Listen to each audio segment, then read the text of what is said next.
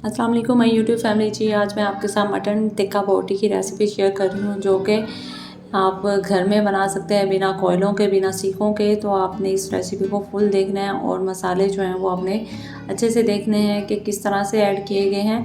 तो आपने वीडियो को स्किप नहीं करना है। यहाँ पे जी मैंने मटन जो है वो 1 kg बोनलेस लिया है। तो इसमें जो है मैं बाकी मसाले ऐड करूँगी, जैसे कि लाल मिर्च पाउडर है, धनिया पाउडर 1 चम्मच टेबल स्पून, और साथ में यहाँ पे मैं गरम मसाला ऐड कर दूँगी।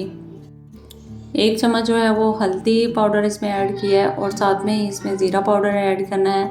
और आपने इसमें जो है वो नमक इस स्टेज पे ऐड नहीं करना है। नमक जो है वो बाद में मैं ऐड करूँगी, वो कौन सी स्टेज होगी तो आपने इस वीडियो को पूरा देखना है। यहाँ पे जिंजर गार्लिक पेस्ट है वो 1 टेबल स्पून है, और इसमें विनीगर जो है वो 1 से 2 टेबल स्पून मैंने लिए हैं, और साथ में ही सोया सॉस जो है वो 1 टेबल स्पून।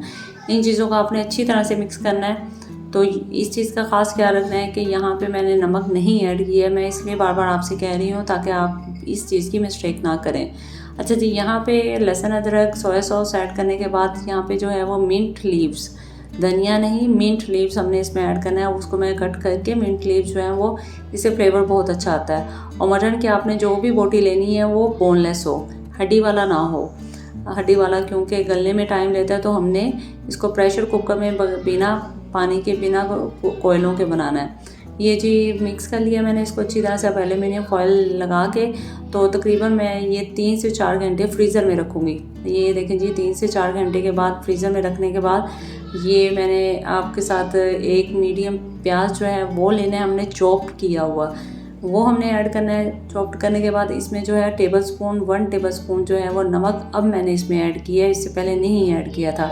तो नमक जो है वो हम इस स्टेज पे ऐड करेंगे। नमक ऐड करने के बाद इसमें मैं जो है वो तकरीबन 2 से 3 टेबल स्पून, 2 से 2.5 टेबल स्पून आप कर लें ऑयल के, ये हमने इसमें ऐड करने हैं। अब इसको अच्छी तरह से मिक्स करना है। मिक्स करने के बाद हमने जो हमारे पास जो स्टिक्स होंगी उस पर हम इनको स्टेप बाय स्टेप लगाते रहेंगे। ये देखें जी ऐसे। और आपने स्टिक पे लगाने का तरीका ये है कि आपने बिल्कुल जो बोटियाँ हैं इनको बिल्कुल साथ साथ जोड़ के रखना है, जैसे मैं आपके साथ कर रही हूँ। बिल्कुल साथ साथ रखना है, सेपरेट सेपरेट नहीं, साथ साथ जोड़ना है। तो इन सब सिलाइयों को आपने कंप्लीट करना है इसी तरह से, सब स्टिक्स को। ये देखें जी, अब इनमें पहले से पानी मौजूद है।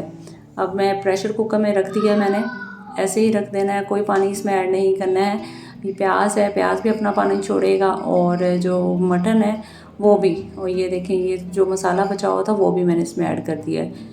इसमें हम पानी नहीं ऐड करेंगे, बिना पानी के ये बिल्कुल सही कुक हो जाएगा। आप लाजमी ट्राई कीजिएगा, बहुत अच्छी रेसिपी है। ये देखें जी, तकरीबन 3 विसल्स के बाद मैंने इसको खोला है, तो ये देखें ना ही ये नीचे लगे हैं, मसाला भी है इसका मज़े का, और आपको यकीनन बहुत पसंद आएगा। और ये तकरीबन अच्छी तरह से पक चुके हैं, ऐसा नहीं है कि कच्चे हैं, बिल्कुल अच्छी तरह से पक चुके हैं। मैं हमेशा ऐसे ही ट्राई करती हूँ, आप भी लाजमी ऐसे ही ट्राई कीजिएगा। नमकीन गोश्त को आप भूल जाएंगे, और इतना इतना टाइम लगा के जो आप सीखों पे ट्राई करते हैं, सब कुछ करते हैं, वो भी आप इन चीज़ों को भूल जाएंगी।